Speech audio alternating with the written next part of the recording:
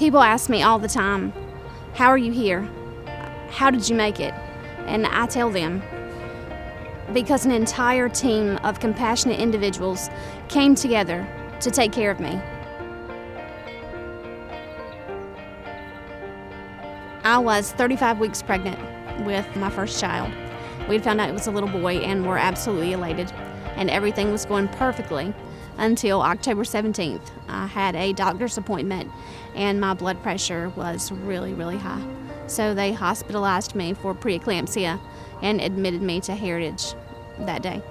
I had one job in the whole world as a mother, and that was to get that baby safely to this world. And I felt like I was a failure. I'd been in the hospital for 2 days. I woke up that morning, and when I did, this pain hit me that was absolutely indescribable, and I screamed for my husband. And they thought maybe the placenta had become detached, so they did a C-section right then, immediately. I was scared. I wasn't awake during the C-section. I remember being overwhelmed because I thought I had 5 more weeks before I was going to become a mom. And you kind of prepare yourself mentally, and then all of a sudden, in a moment, the baby's going to be here. When I woke up in recovery, they asked me how I was feeling, and the first thing I said was, I can't breathe. Anxiety is common after a C-section, and that's what they said. That's probably anxiety. Take a deep breath and relax. So I tried to do that. They told me that the baby had been born at 7 pounds and was absolutely healthy, and I was absolutely ecstatic. And then Dr. Sproul came in, and he did something remarkable. He listened to me, he believed me, and he ordered a CT scan stat right then. I can't say that I was at complete peace and everything was perfect, but I knew it would be okay now. I knew that as long as someone was listening, we could make it through anything. We just needed somebody on our side. When the CT scan results came back, they found an aortic dissection. The aorta of my heart had ripped open from just above the aortic root all the way down the entire descending aorta.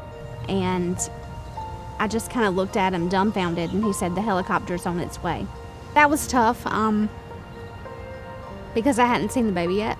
So that's when it hit me. I'm leaving him, and I have to leave him here.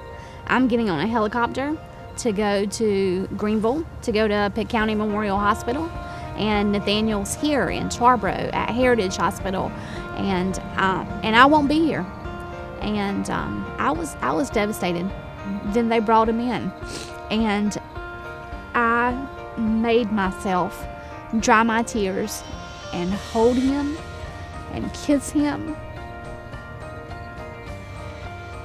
and take a picture where I didn't look so sad over what was happening, because I wanted him to know that despite the circumstances, I was happy that he is here. Then I do the hardest thing that I've ever had to do in my life, telling my little boy goodbye that day. Those healthcare workers showed love and compassion at a time when that was what I needed more than anything. I needed someone to be human, to be compassionate, to see what I was going through and to care. And that was exactly what they did. I could not have asked them to handle it any better. It just wouldn't have been possible.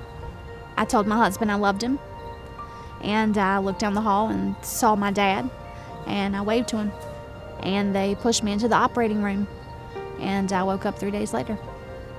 It was disorienting and confusing, and the first thing I asked for upon waking up was the baby.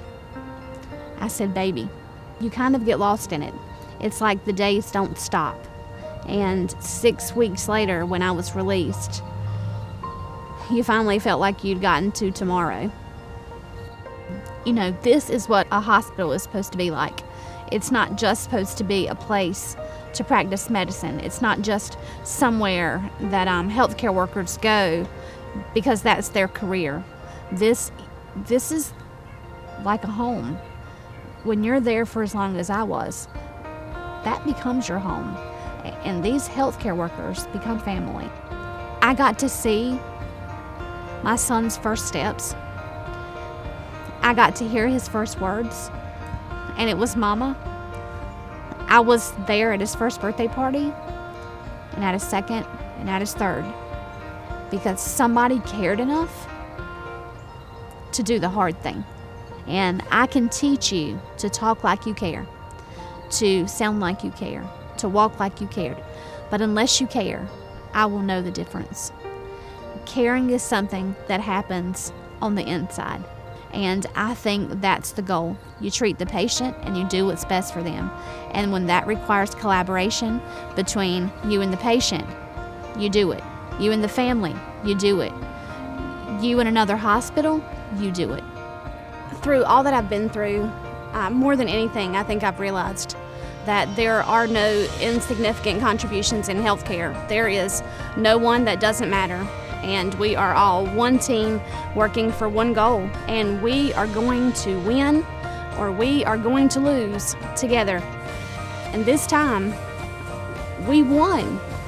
I got to come home and I get to be a mom, and I am alive today because we became one team. Clinical staff, non-clinical staff, my family and me. We made it happen. And I cannot say thank you enough. Thank you. Thank you. Thank you.